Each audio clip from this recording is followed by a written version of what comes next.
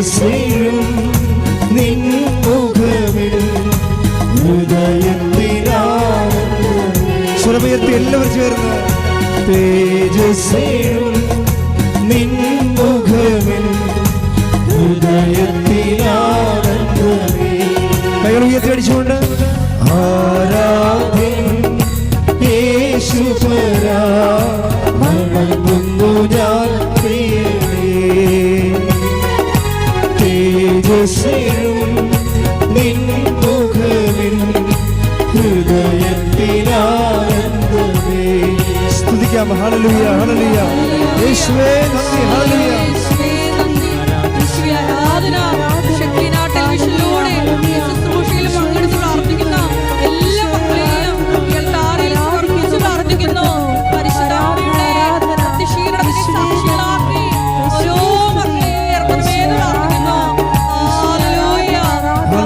Hallelujah ഹല്ലേലൂയ. ശക്തിയോട് സ്തുതിക്കട്ടെ. ഹല്ലേലൂയ ഹല്ലേലൂയ. യേശുവേ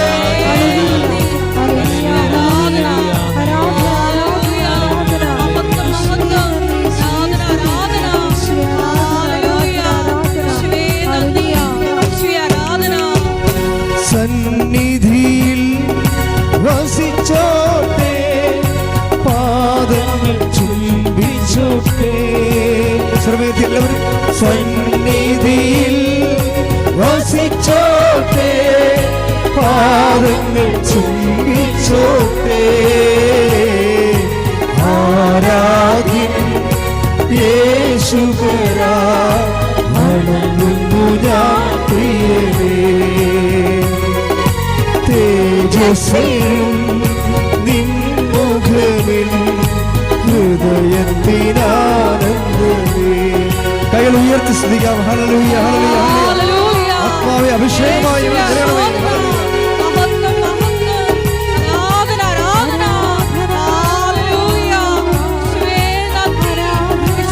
ഹല്ലേലൂയ ഹല്ലേലൂയ. യേശുവേ നന്ദി നന്ദി. Praise the Lord. ഇരിക്കുക. എൻ്റെ പ്രിയപ്പെട്ടവരെ,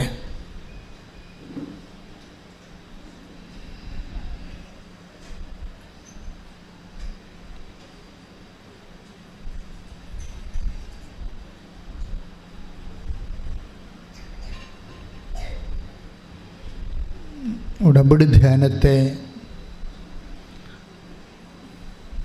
അല്ലെങ്കിൽ ഉടമ്പടി പദ്ധതിയുടെ പ്രയോഗങ്ങളെ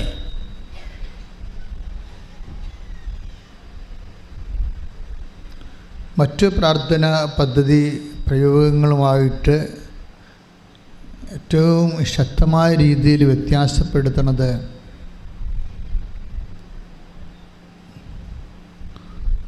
നമുക്കറിയാം അതിൻ്റെ പ്രസൻസ്.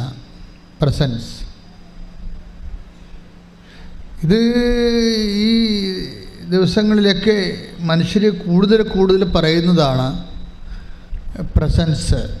ദൈവത്തിൻ്റെ സാന്നിധ്യം നമ്മുടെ ജീവിതത്തിൻ്റെ എല്ലാ മണ്ഡലങ്ങളിലും വ്യത്യസ്തമായ കാഴ്ചയിലൂടെ,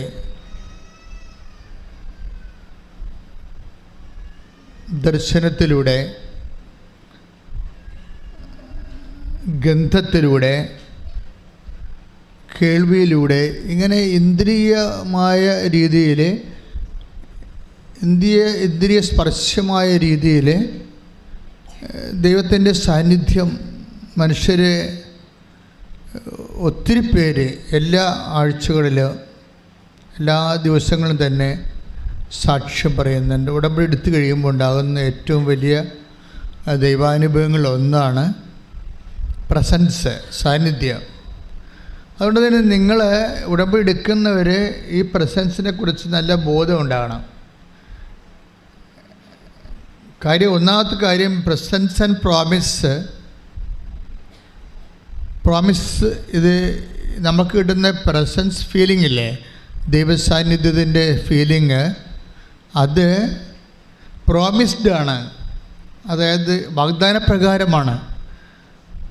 ഉടമ്പടിയുടെ പാക്കേജിൽ ദൈവം പ്രോമിസ് ചെയ്തിട്ടുള്ളതാണ്. എല്ലാ സമയത്തും covenant and promise and presence ഒരുമിച്ച് പോകുന്ന സബ്ജക്റ്റാണ്. കവനൻ്റ് മീൻസ് ഉടമ്പടി, പ്രോമിസ് മീൻസ് വാഗ്ദാനം. അപ്പോൾ ഉടമ്പടിയുടെ വാഗ്ദാനങ്ങളിൽ എന്നോട് ചോദിച്ചാൽ ഏറ്റവും പ്രധാനപ്പെട്ട എന്താണെന്ന് ചോദിച്ചാൽ ഞാൻ പറയും പ്രസൻസ് ആണെന്ന് പറയും. പ്രസൻസ് ഓഫ് ഗോഡ് എന്ന് വെച്ച് കഴിഞ്ഞാൽ ദൈവത്തിൻ്റെ സാന്നിധ്യം. അത് നമ്മൾ പരീക്ഷ ഹാളിലായാലും കോടതിയിലായാലും അതുപോലെ തന്നെ നമ്മൾ ICUയിലായാലും വെന്റിലേറ്ററിലായാലും ഈ പ്രസൻസ് ഒക്കെയാണ്.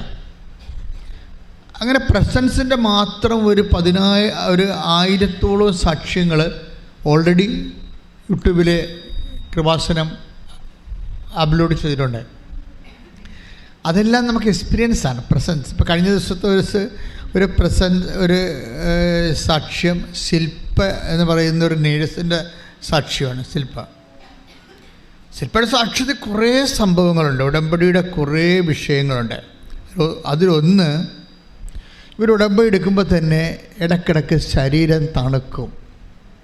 രോഗമല്ല, വല്ലാത്ത സുഖതമായ ഒരു തണുപ്പ് ഫീൽ ചെയ്യും. മുറിയിലായാലും നടക്കുമ്പോഴായാലും പണ്ടില്ലാഞ്ഞ രീതിയിൽ.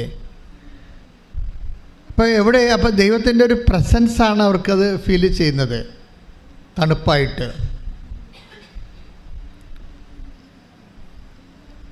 ഈ പുകയും മഞ്ഞുകണങ്ങളും ഒക്കെ ബൈബിളിലെ പ്രസൻസിൻ്റെ അടയാളമാണ്. മഞ്ഞുകണങ്ങൾ, അതുപോലെ തന്നെ പുക, പരിശുദ്ധമായ പുക, അതെല്ലാം ഈ ബൈബിളിലെ പ്രസൻസിൻ്റെ ഫീലിംഗാണ്. മേഘങ്ങൾ, കൂടാരത്തിൻ്റെ വാതിക്കലെ മോശ പ്രാർത്ഥിക്കുമ്പോൾ കൂടാരം മേഘമായി നിറയും. ദൈവത്തിൻ്റെ സാന്നിധ്യം. പുറപ്പാട് 33:9.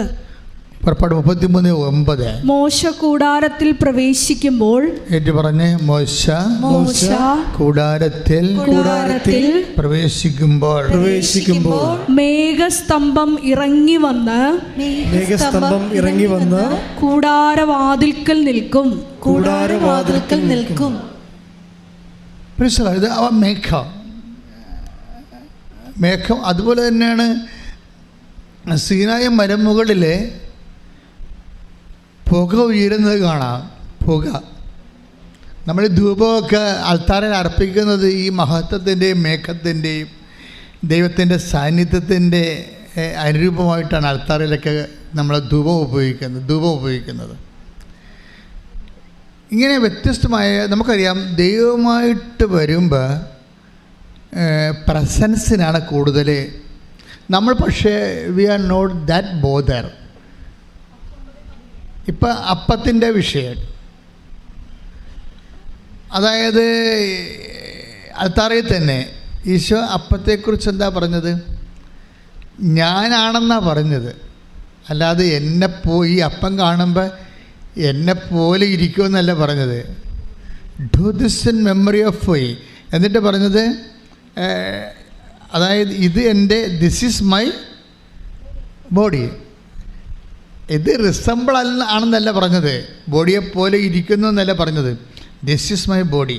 ദാറ്റ് മീൻസ് ഈ അപ്പം എടുക്കുമ്പോൾ അവൻ്റെ സാന്നിധ്യം അതിൻ്റെ ഇൻകൾക്കേറ്റ് ചെയ്തിരിക്കണം ദൈവം. കൈയടിച്ച് കർത്താൻ. പുറപ്പാട് 19:17-18. ദൈവത്തെ കാണുന്നതിനു വേണ്ടി പറഞ്ഞേ. ദൈവത്തെ കാണുന്നതിന് വേണ്ടി മോശ ജനത്തെ പാളയത്തിന് പുറത്തു കൊണ്ടുവന്നു. അവർ മലയുടെ അടിവാരത്തിൽ നിലയുറപ്പിച്ചു. കർത്താവ് അഗ്നിയിൽ ഇറങ്ങി വന്നതിനാൽ സീനായ് മല മുഴുവൻ ധൂമാവൃതമായി. ചൂളയിൽ നിന്നെന്ന പോലെ അവിടെ നിന്ന് പുക ഉയർന്നുകൊണ്ടിരുന്നു. മല ശക്തമായി ഇളകി വിറച്ചു. അതായത് മേഘം, പുക, മഞ്ഞ്, ഇതെല്ലാം സാന്നിധ്യമാണ്. നമ്മളിതിനെക്കുറിച്ച് കൂടുതൽ ബോധവാന്മാരാണ്. ഇപ്പം ശില്പ പറഞ്ഞില്ലേ, എനിക്ക് തണുക്കണ പോലെ തോന്നിയെന്ന്. അപ്പം അപ്പോൾ ഇടയ്ക്കിടയ്ക്ക് ദൈവത്തിൻ്റെ തണുവ് ഇങ്ങനെ അനുഭവിച്ചുകൊണ്ടിരിക്കാം. ഓരോരുത്തർക്കും ഓരോ രീതികളാണ്. ചിലർക്ക് ഇങ്ങനെ സുഗന്ധം വന്നുകൊണ്ടിരിക്കാം, ചിലർക്ക് സ്വപ്നം കണ്ടുകൊണ്ടിരിക്കാം. ഇപ്പം ശില്പയുടെ തന്നെ സാക്ഷ്യത്തിൽ വേറൊരു സംഭവമുണ്ട്. അവളിങ്ങനെ പ്രാർത്ഥിക്കുമ്പോൾ കുരിശുരൂപം കുലുങ്ങും. പ്രത്യേക കിടന്ന കുരിശുരൂപം ഇങ്ങനെ വിറക്കും.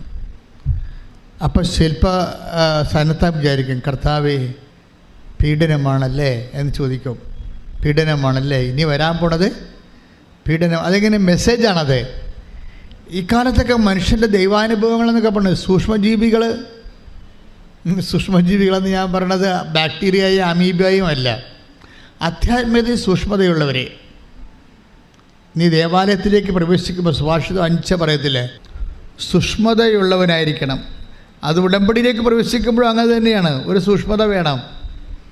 അല്ലാതെ വന്ന പോലെ ഉടമ്പടി എടുക്കാൻ വന്ന ആ മൈൻഡ് സെറ്റിൽ വരരുത്. ഉടമ്പടി എടുത്തിട്ട് പോകുമ്പോൾ പിന്നെ ഏത് സമയത്തും ദൈവത്തെ നിങ്ങൾക്ക് ഫീൽ ചെയ്യാൻ പറ്റും. Take the word of God. സുഭാഷിതം ദേവാലയത്തിലേക്ക് പ്രവേശിക്കുമ്പോൾ ശ്രദ്ധിക്കട്ടെ. സഭാപ്രസംഗകൻ 5:1. സഭാപ്രസംഗം 5:1. ദേവാലയത്തിലേക്ക് പോകുമ്പോൾ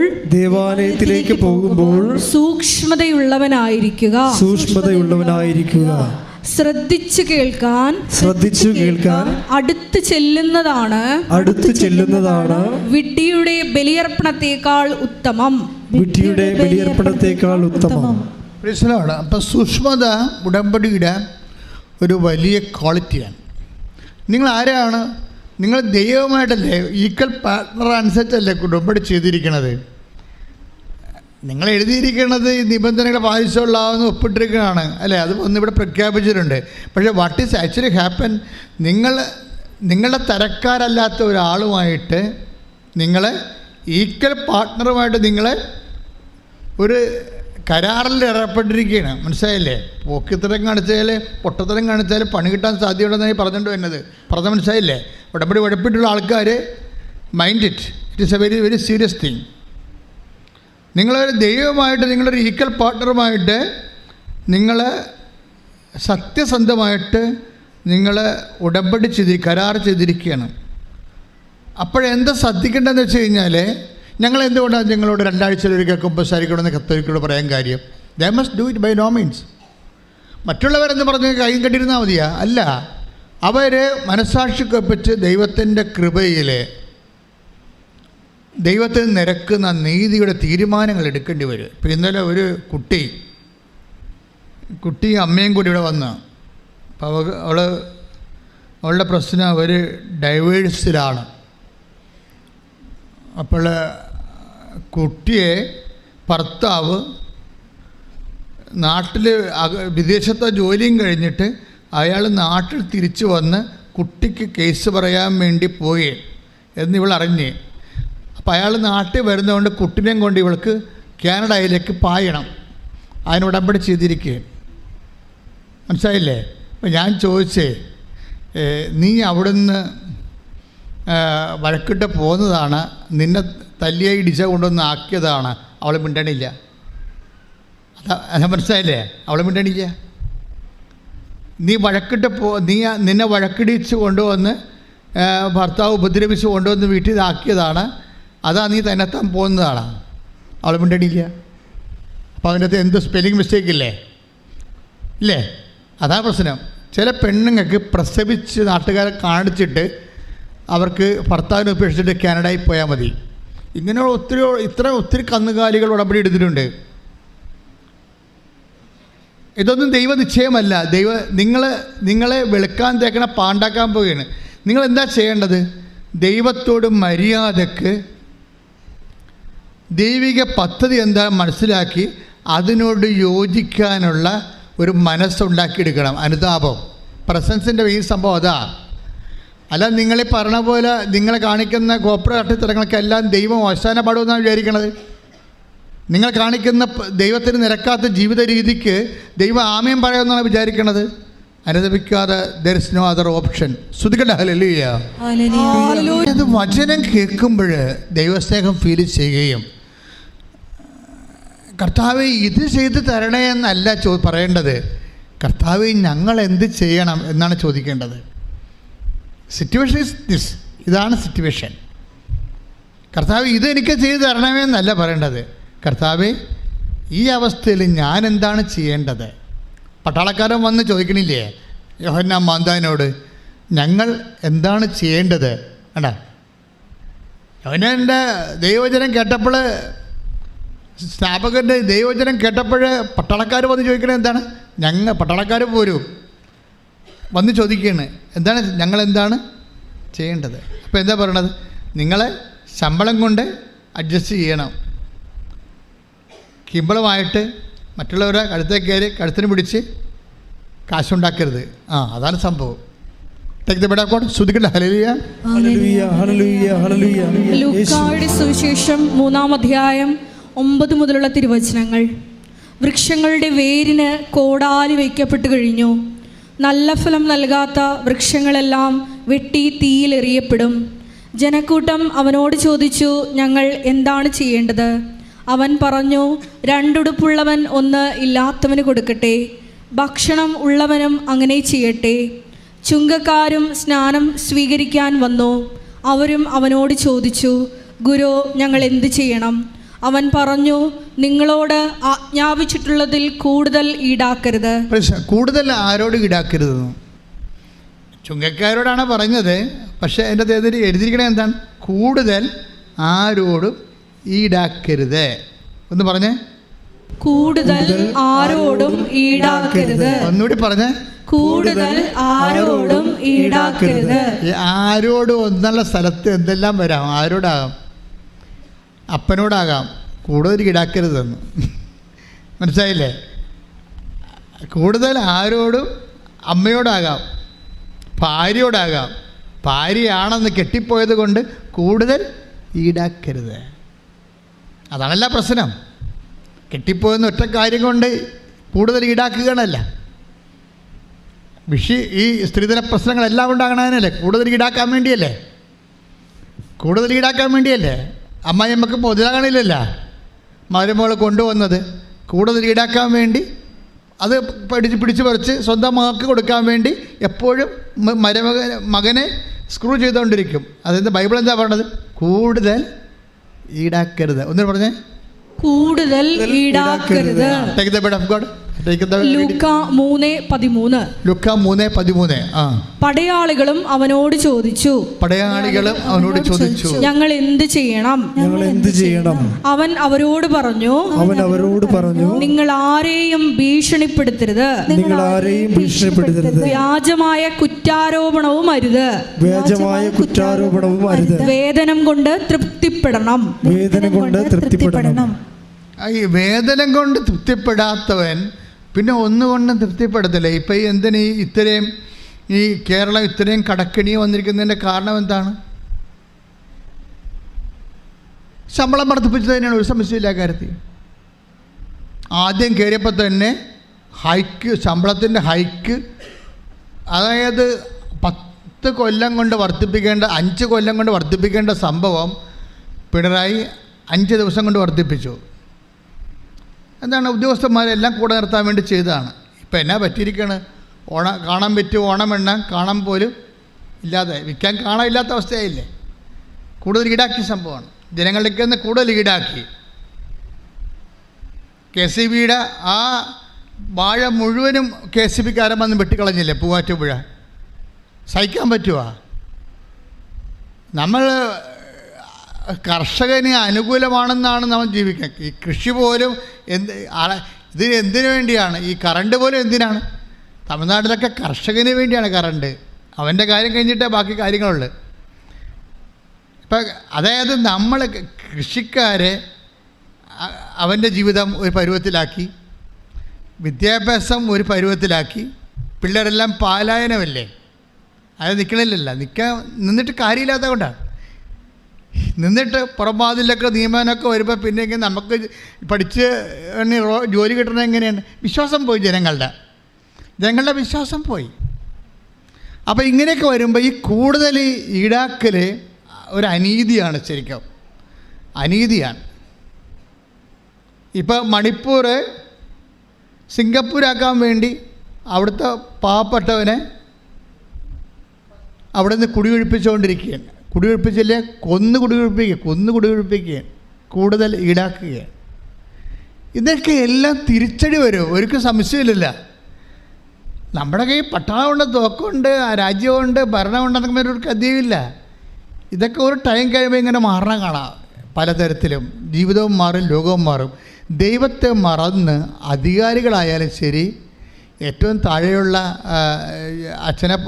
ഞങ്ങളെപ്പോലെയുള്ള അച്ഛന്മാരായാലും ശരി, ആരായാലും ശരി, ആൾക്കാരായാലും ശരി, ഈ കൂടുതൽ ഈടാക്കരുത് എന്നുള്ളത് ഒരു ദൈവികമായ നിയമമാണ്. നിങ്ങൾ ഉടമ്പടി എടുക്കുന്നവർ എങ്കിലും ഈ വിഷയത്തിൽ ദൈവത്തിൻ്റെ കൂടെ ചേർന്ന് നിന്ന് കഴിഞ്ഞാൽ ദൈവം തൻ്റെ സാന്നിധ്യം കൊണ്ട് നിങ്ങളെ നിറക്കും. എന്താ കാര്യം എന്നറിയാം മക്കളെ? ഞാനൊരു കാര്യം പച്ചക്ക് നിങ്ങൾ പറയാം. നിങ്ങൾ ദൈവത്തിൽ വിശ്വസിക്കുന്നില്ല.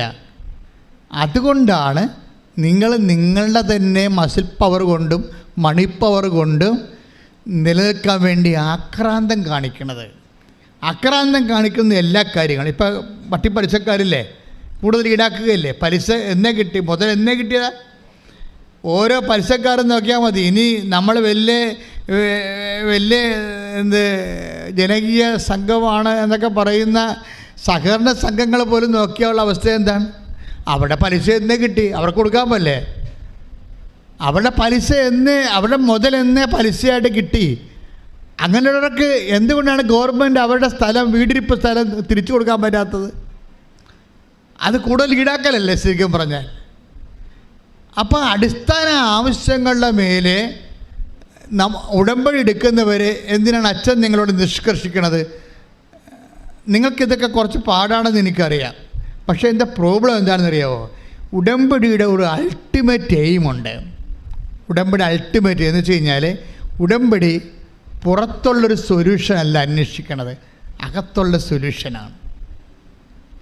നിങ്ങളെ പുറത്തുള്ള സൊല്യൂഷൻ എന്ന് പറയുമ്പോൾ വസ്തു അടിസ്ഥിതമായ ഒരു സൊല്യൂഷനാണ് പുറത്തുള്ള സൊല്യൂഷൻ. ഉടമ്പടിയിൽ വരുന്നത് പുറത്തുള്ള സൊല്യൂഷൻ അല്ല, എക്സ്റ്റേണൽ സൊല്യൂഷൻ അല്ല, ഇൻറ്റേണൽ സൊല്യൂഷനാണ്. എന്താ അങ്ങനെ പറയണത്? ഇത് വെരി സീരിയസ് തിങ്. ഉടമ്പടി ഒരു ബാഹ്യമായ പരിഹാരം അല്ല ലക്ഷ്യം വെക്കുന്നത്, ആന്തരിക പരിഹാരമാണ്. ഈ ആന്തരിക പരിഹാരം എന്ന് പറഞ്ഞാൽ എന്താണ്? ഇപ്പോൾ ഉദാഹരണത്തിന് അപ്പോസ്തലന്മാർ ഇപ്പം 11:21 എടുത്തേ.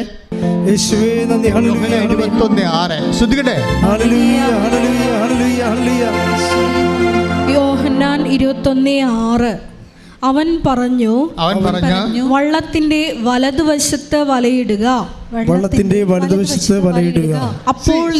അപ്പോൾ നിങ്ങൾക്ക് കിട്ടും, ലഭിക്കും. എന്തായി അവൻ പറഞ്ഞ സൊല്യൂഷനാണ്, ഒരു സൊല്യൂഷനാണ്. അവൻ എന്താ പറഞ്ഞത്? നിങ്ങൾ പറഞ്ഞേ, വള്ളത്തിന്റെ വലതുവശത്ത് വലയിടുക. ഒരു സൊല്യൂഷൻ അല്ലേ? പുറത്തുള്ള സൊല്യൂഷനാണ്. വള്ളത്തിൻ്റെ വലതുവശത്ത് വലയിടുക എന്ന് വെച്ച് കഴിഞ്ഞാൽ ഒരു സൊല്യൂഷനാണ്, ഒരു പരിഹാരമാണ്. എന്തിൻ്റെ? പുറത്തുള്ള പരിഹാരമാണ്. പക്ഷെ പുറത്തുള്ള പരിഹാരം അല്ലെന്ന് അവനെ അറിയാം. പുറത്തുള്ള ഈ പരിഹാരമല്ല എന്നറിയാം. എന്താ കാര്യം വെച്ച് കഴിഞ്ഞാൽ, വള്ളത്തിൻ്റെ വലതുവശത്ത് വല ഇറക്കുമ്പോഴേ അവിടെയുള്ള മത്സ്യങ്ങൾ അവിടെ വള്ളത്തെ കിട്ടുന്നതല്ല അവിടുത്തെ ലക്ഷ്യം. അത് നിങ്ങൾ വളരെ ശ്രദ്ധിച്ച് മനസ്സിലാക്കണം. അപ്പം അതിന് മനസ്സിലാക്കണമെങ്കിൽ 21:5 വായിക്കണം. യോഹന്നാൻ 21:5 വായിച്ച് ശ്രദ്ധിക്കട്ടെ. യേശു അവരോട് ചോദിച്ചു, കുഞ്ഞുങ്ങളെ, നിങ്ങളുടെ അടുക്കൽ മീൻ വല്ലതുമുണ്ടോ? എന്താ പ്രശ്നം? മീൻ വല്ലതും ഉണ്ടോ എന്ന് ചോദിച്ചു കഴിഞ്ഞാൽ അവിടുത്തെ അർത്ഥം മീൻ വല്ലതും ഉണ്ടോ എന്നാണ്. ഇവിടുത്തെ അർത്ഥം എന്താണ്? ഒരു അപ്പനും അമ്മയോടും പറയുകയാണ്, 3 പെൺമക്കളുണ്ട്, മൂത്തവനെ കെട്ടിക്കാൻ കാശുണ്ടോ? അതാണ് ചോദ്യം. അത് ചോദ്യമാണ്. ബൈബിളിൻ്റെയൊക്കെ പ്രശ്നം വെച്ച് കഴിഞ്ഞാൽ ഇത് എല്ലാ കാലത്തേക്കും എഴുതിയിരിക്കണമല്ലേ. എല്ലാ കാലത്തേക്കും എല്ലാ മനുഷ്യൻ്റെയും വിഷയമാണ് അഭിസംബോധന ചെയ്യണത്. അപ്പോൾ നിങ്ങളോട് ചോദിക്കുകയാണ്, നിങ്ങൾ ഓഫർ ലെറ്റർ വന്ന് വിസാക്ക് നിങ്ങളുടെ കയ്യിൽ കാശുണ്ടോ എന്ന് ചോദിക്കുകയാണ്. അതാ പ്രശ്നം. അപ്പോൾ നിങ്ങളെന്താ പറയണത്? വീടിരിപ്പ് സ്ഥലം ഉണ്ടെന്നാണ് പറയണത്. അതിന് എത്ര ഓഹരിയുണ്ട്? അതിന് 3-4 ഓഹരിയുണ്ട്. അതെല്ലാം ഇങ്ങനെ വിറ്റിട്ട് എങ്ങനെ ഇവർക്ക് കൊടുക്കണം, ഒരാൾക്ക് കൊടുക്കണത്? അപ്പനും അമ്മയും കുഴങ്ങിയേ. വീടിപ്പോൾ സ്ഥലം വിൽക്കാവുന്നതാണ്. അപ്പനും അമ്മയോട് മൂത്ത മകൾ പറയണം കാനഡയിൽ പോകാൻ. ഞാൻ പോയാൽ എല്ലാവരും രക്ഷപ്പെടുത്താവുന്നതാണ്. എന്തുകൊണ്ടാണ് ഈ മൂത്ത മകൾ വീടിപ്പോൾ സ്ഥലം വിൽക്കാമെന്ന് ഇളയ മക്കളുള്ളപ്പോൾ പറയാത്തത്? അവർക്കറിയാം ഇളയ മക്കൾ മിക്കവാറും ഇവിടെ തലമുടിയും പറിച്ചുകൊണ്ട് പോകുമെന്ന്. നിങ്ങൾക്ക് വേണ്ടി ഉടമ്പടി, നിങ്ങൾക്ക് വേണ്ടി വീട് സ്ഥലം വിറ്റ് നിങ്ങളെ കാനഡയിൽ വിട്ടാൽ നിങ്ങൾ അവിടെ പോയി ജോലി കെട്ടിയിരിക്കുമ്പോൾ അവരെ ഇവരൊക്കെ കണ്ണടച്ച് കൈയും കാണിച്ച് നിങ്ങളെ കണ്ടവരുടെ പുറകെ പോകുകഴിഞ്ഞാൽ വീട് സ്ഥലം ഞങ്ങൾ ബാങ്കുകാരെ കൊണ്ട് ജപ്റ്റ് ചെയ്താൽ ഞങ്ങൾ ആ അടുത്ത് എവിടെ പോയി കിടക്കും, വഴി ആധാരമാകത്തല്ലേ എന്ന് ചോദിക്കാൻ അവിടെ ഇളയത്തങ്ങൾ ഇല്ലാത്ത സമയത്ത് മാത്രമേ ഇവിടെ ചോദിക്കത്തുള്ളൂ. അതാണ് പ്രശ്നം. ദാറ്റ് മീൻസ് എവിടെയൊക്കെ കുഴപ്പങ്ങളുണ്ട്, പക്ഷെ അതെന്ന് വെച്ചാൽ പരുവക്കേടുണ്ട്. അതാണ് ആ പരുവക്കേടുള്ള ആണ് ഉടമ്പടി അഡ്രസ്സ് ചെയ്യണത്. നിങ്ങൾ എന്നെ മനസ്സിലാക്കണം. ഞാൻ പറയണത് ശുദ്ധമായ കർത്താവിൻ്റെ വചനം മാത്രമാണ്, ജീവിത ബന്ധിയാണെന്ന് മാത്രമേ ഉള്ളൂ. അതായത് നിങ്ങളിങ്ങനെ ഒളിച്ചും പാത്തും രഹസ്യത്തിനും അടുക്കളയിലും ഒക്കെ അമ്മയോട് വീട് വിൽക്കാൻ, സ്ഥലം വിൽക്കാൻ, അപ്പനോട് പറയുന്നതൊക്കെ പറയുമ്പോഴേ അതിന് മുമ്പ് ദൈവത്തോടൊന്ന് പറയണം. നിങ്ങൾ ദൈവത്തോടൊന്ന് പറയണം. എന്താ കാര്യം? ദൈവത്തോട് എന്താ പറയേണ്ടത്? അപ്പോസ്തലന്മാരെന്താ പറഞ്ഞത്? കർത്താവ് പരുവം വല്ലതും ഉണ്ടോയെന്നാണ് ചോദിച്ചത് അല്ലേ? മക്കളെ മീൻ വല്ലതും ഉണ്ടോ? 21:5 ചോദിക്കണത്. അപ്പോൾ അത് അപ്പോസ്തലന്മാരെന്താ പറയണത്? അപ്പോസ്തലന്മാർ പറയുന്ന ഒരു സംഭവമുണ്ട്. എന്താണ്? ഇതേ സിറ്റുവേഷൻ ലൂക്ക പറയുന്നുണ്ട്. സുവിശേഷം 5-ാം അധ്യായം 5 മുതലുള്ള തിരുവചനങ്ങൾ. ലൂക്ക 5:5 തൊട്ടുള്ള. ശിമയോൻ പറഞ്ഞു, ഗുരു രാത്രി മുഴുവൻ അധ്വാനിച്ചിട്ടും ഞങ്ങൾക്കൊന്നും കിട്ടിയില്ല. എങ്കിലും നീ പറഞ്ഞതനുസരിച്ച് ഞാൻ വലയിറക്കാം. ഈ വലയത്തിന്റെ ഒരു ഘടന കണ്ടില്ലേ? എന്താ പ്രശ്നം? നിവർത്തിയില്ല, പരുവക്കേടില്ല. ഇത് 21:6 എന്താ ചോദിക്കണത്? മക്കളെ മീൻ വല്ലതും ഉണ്ടോ എന്നാണ്. ആ ചോദ്യം ഈശോ നേരത്തെയും ചോദിച്ചിട്ടുണ്ട്. എന്താ പറഞ്ഞത്? ആഴങ്ങളിലേക്ക് നീക്കി വലയിറക്കാൻ പറഞ്ഞ സാഹചര്യത്തിൽ കർത്താവ് നേരത്തെ ചോദിച്ചിട്ടുള്ള ചോദ്യമാണ്. എന്തെങ്കിലും പരുവം ഉണ്ടോ? അപ്പോൾ പത്രോസ് പറയും, അനുഭവം കൊണ്ട് ഒരു പരുവും ഇല്ല. എന്താ കാര്യം? രാത്രി മുഴുവനും ഞങ്ങൾ അധ്വാനിച്ചതാണ്, ഞങ്ങൾക്കൊന്നും കിട്ടിയില്ല. അപ്പോൾ നമ്മളെക്കൊണ്ട് നമ്മളുടെ കഴിവ് കൊണ്ട് ബുദ്ധി, ആലോചന, സ്വാധീനം, ബന്ധം എല്ലാം കൊണ്ട് നമുക്ക് ചെയ്യാനുള്ള ചെയ്തു, പക്ഷെ നിവർത്തിയില്ല. അതല്ലേ ആൾക്കാരുടെ അവസ്ഥ?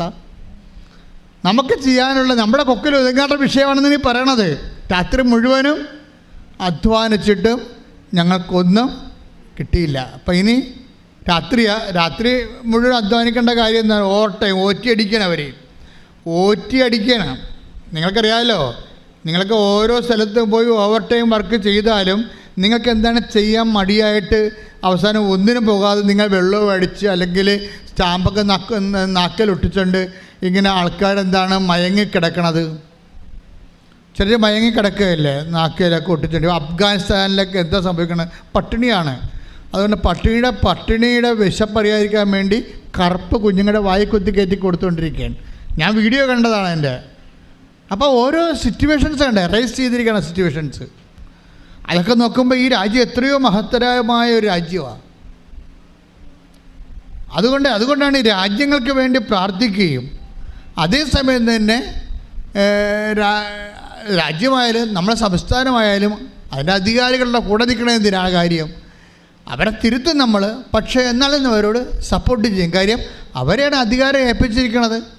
അപ്പോൾ അവർക്ക് ബുദ്ധിയും ബോധവും ഉണ്ടായി ജനങ്ങൾക്ക് വേണ്ടിയുള്ള ശാശ്വതവും ക്ഷേമകരമായ നടപടികൾ സ്വീകരിക്കാനും അവർ സ്വീകരിക്കുന്ന കാര്യങ്ങൾ വിജയിക്കാനും അവർക്ക് ചിലപ്പോൾ ദൈവത്തിൽ വിശ്വാസം ഉണ്ടാകണമെന്നൊരു നിർബന്ധമില്ല. ചിലപ്പോൾ ഉള്ളിൽ ദൈവത്തിൽ വിശ്വാസം ഉണ്ടാകും. അങ്ങനെ ഉണ്ടായിട്ട് ഇതൊന്നും വർക്കൗട്ട് ചെയ്യത്തില്ല.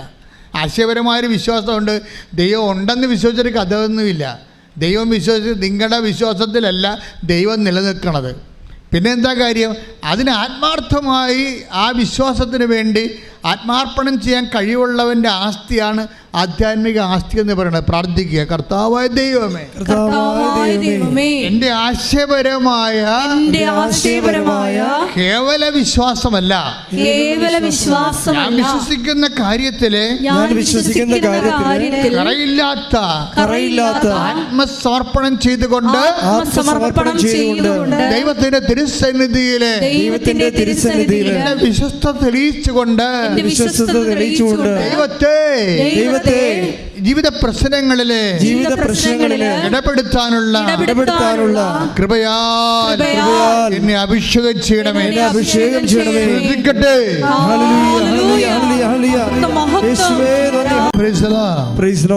എൻ്റെ മക്കളെ, നമ്മുടെ ഈ ഉടമ്പടിയുടെ വിഷയമെന്ന് പറയണത് ശരിക്കും നമുക്ക് വായിക്കുമ്പോൾ മനസ്സിലാകും, കേൾക്കുമ്പോൾ മനസ്സിലാകും. പ്രസൻസ് ആണ് കേട്ടോ. പ്രസൻസ്. ക്ലെയോഫാസ് ഈ പ്രസൻസിൽ നിന്ന് പോരുകയാണ്, കാൽവരിയിൽ നിന്ന് പോരുകയാണ്, കർത്താവിൻ്റെ സാന്നിധ്യത്തിൽ നിന്ന് പോരുകയാണ്. പോന്നിട്ട് എന്ത് കാര്യം? അവൻ്റെ മനസ്സ് ദുഃഖമാണ്. 16 വായിച്ച് 24-16. ലൂക്കായുടെ സുവിശേഷം 24-16-17 തിരുവചനങ്ങൾ.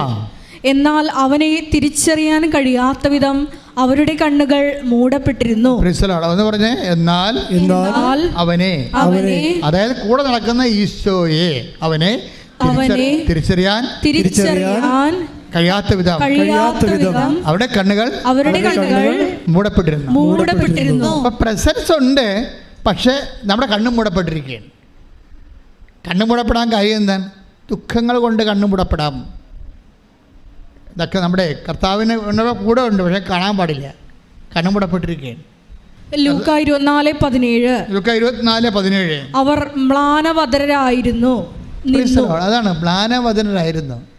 മ്ലാനവദനരായി കഴിഞ്ഞാൽ ഇപ്പം നിങ്ങൾ തന്നെ നമുക്ക് ആൾക്കാരും മ്ലാനവദന അല്ലേ? മ്ലാനവദനരായി കഴിഞ്ഞാൽ കണ്ണും പുടപ്പെടാൻ പറ്റും. തിരിച്ചറിയാൻ പാടാണ് കർത്താവിനെ. അപ്പം ആദ്യം തന്നെ ഉടമ്പടി എടുക്കുമ്പോൾ തന്നെ ഈ മ്ലാനവദനം മാറ്റാൻ നോക്കണം. നിങ്ങളെന്താണ് ഉടമ്പടി എടുത്തു കഴിഞ്ഞു മറ്റേ മ്ലാനവദനായിട്ട് തന്നെ ആൾക്കാർ പോകും. അവർ ഉടമ്പടി എടുത്തിട്ടില്ല. ഉടമ്പടി എടുക്കാൻ വരുമ്പോൾ ഓക്കെ, നിങ്ങൾ മാനവതരായിരുന്നോ, ഒരു കുഴപ്പമില്ല. പക്ഷേ ഉടമ്പടി എടുത്തു കഴിഞ്ഞ ചില ആൾക്കാർ എന്ത് ആശ്വാസത്തോടെയാണ് പോണത്? എന്താണ്? ഞാൻ മാതാവിനെ ഏൽപ്പിച്ചു, ഇനി പ്രശ്നമില്ല, ഇനി അമ്മ നോക്കിക്കൊള്ളൂ. ചില കാണ്ടാമൃഗങ്ങൾ ഉടമ്പടി എടുത്തു കഴിഞ്ഞ് മ്ലാനവതരായി പോകും. ദാറ്റ് മീൻസ് അവർ കൃപാസനത്തിൽ സ്ഥലം നശിപ്പിക്കാൻ വന്നിട്ടുള്ള പേപ്പട്ടികളാണ്. ഒരു കഥയുമില്ല, വെറുതെ വായി നോക്കികൾ. എന്തിനു വന്നു നിങ്ങൾ? ഉടമ്പടി എടുത്തു കഴിഞ്ഞ് നിങ്ങൾ എന്തിനും മ്ലാനവതരായി പോകുന്നു? അത് കാരണം നിങ്ങൾ ഉടമ്പടി എടുത്തിട്ടില്ലെന്ന് അർത്ഥം. നിങ്ങൾ ഏൽപ്പിച്ചിട്ടില്ലല്ല. നിങ്ങൾ ഏതാണ്ട് അപേക്ഷ കത്ത് കൊണ്ട് അവിടെയൊക്കെ എഴുതിയിട്ടിട്ട് പോകല്ലേ. അതുകൊണ്ടാണ് നിങ്ങൾ ഇങ്ങനെ പട്ടിമുള്ളിയും മോത പോലെ ഇരിക്കേണ്ട കാര്യം. അതാ, നിങ്ങൾ ദൈവത്തെ ഏൽപ്പിച്ചിട്ടില്ല. ദൈവത്തെ ഏൽപ്പിച്ചിട്ടുള്ളവൻ സന്തോഷമായിട്ട് ഇവിടുന്ന് പോകത്തുള്ളൂ. അതാണ് പ്രശ്നം. ദൈവത്തെ നിങ്ങൾ ആത്മശോധന ചെയ്യണം. ശരിക്കും നിങ്ങൾ ഉടമ്പടി എടുത്തോ? അതാ അവിടെ ഏതാണ്ടൊക്കെ ക്ലാസ്സെല്ലാം കേട്ടിട്ട് ഇവിടെ വന്ന് കന്യാസ്ത്രീയോട് ചോദിക്കും, ആ ഉടമ്പടി തൈലം എന്താണ് ചെയ്യേണ്ടത്? എന്നോടാണ് ചോദിച്ചാൽ ഞാൻ പറഞ്ഞു, മകളെ മുതുകത്ത് പെട്ടിക്കൊണ്ട് കുളിക്കാൻ പറഞ്ഞ് തണുക്കുക, അല്ല പിന്നെ എന്ത് ചെയ്യാനാ? ഉടമ്പടി ക്ലാസ് എല്ലാം കഴിഞ്ഞേച്ചും വന്ന് കന്യാസ്ത്രീയോട് ചോദിക്കുകയാണ്, ആ ഉടമ്പടി തൈലം എന്താണ് ചെയ്യേണ്ടത്? മൊത്തം കോരി തലക്ക് വെച്ച് തളം വെച്ചോണ്ട് ചെമ്പരത്തി വെച്ചോണ്ട് തെക്ക് വടക്ക് നടക്കും. നീ ബുദ്ധിയും ബോധമില്ലാത്ത ക്ലാസ് ആയിട്ട് അവിടെ പോയിരുന്ന് ഉറങ്ങുകയായിരുന്നു. അതാണ് പ്രശ്നം. നിങ്ങൾക്കറിയാമല്ലോ, ഇനിയെങ്കിലും നിങ്ങളെ അഭ്യാസം നിർത്തണം. കാര്യം വെച്ച് കഴിഞ്ഞാൽ 10,000 ലക്ഷങ്ങൾ ഉടമ്പടി എടുത്ത് അനുഭവം പ്രാപിച്ചവർ ലോകത്തിലുണ്ടിപ്പോൾ. ഞങ്ങൾക്ക് ആദ്യം ഇതൊക്കെ അമ്മ തരുമ്പോൾ എനിക്ക് ഭയങ്കര പേടിയായിരുന്നു. ഇതൊക്കെ തെളിയിക്കാൻ എന്താ മാർഗമെന്ന്. ഇപ്പോഴെന്താ എല്ലാ ദിവസവും തെളിവല്ലേ. വഴിയെ പോണവർ പോലും ഉടമ്പടി എടുത്തിട്ട് വലിയ വായിൽ സാക്ഷ്യം പറഞ്ഞുകൊണ്ട് പോകുമ്പോൾ കാണുമ്പോൾ നമ്മൾ ഞെട്ടുകണിച്ചിരിക്കും.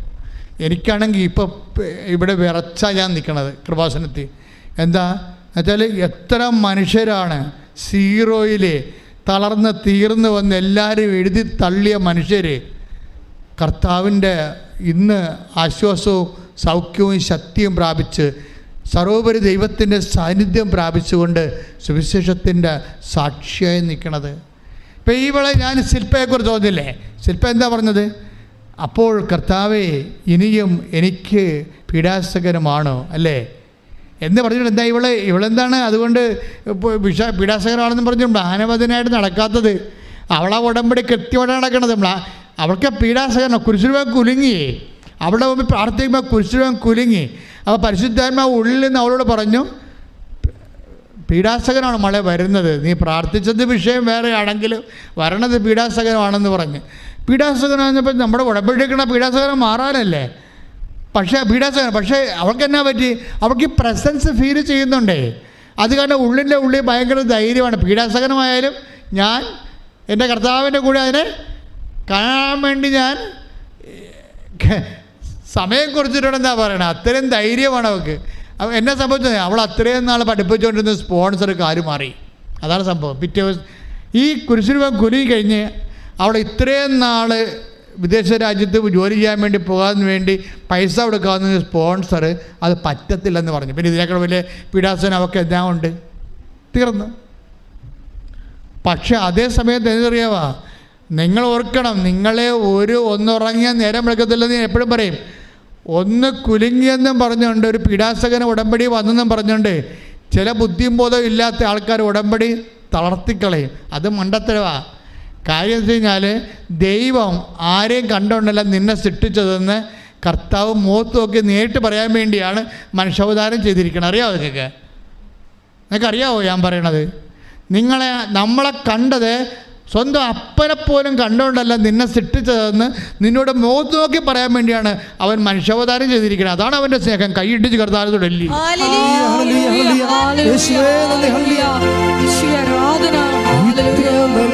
ദൈവത്തോടു എന്തു ചെയ്തു നന്ദി ചൊല്ലിടും എൻ്റെ കൊച്ചു ജീവിതത്തെ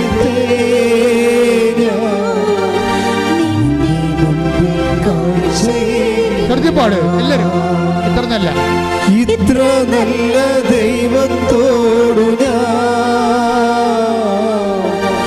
എന്തു ചെയ്തു നന്ദി ചൊല്ലിടും എൻ്റെ കൊച്ചു ജീവിതത്തെ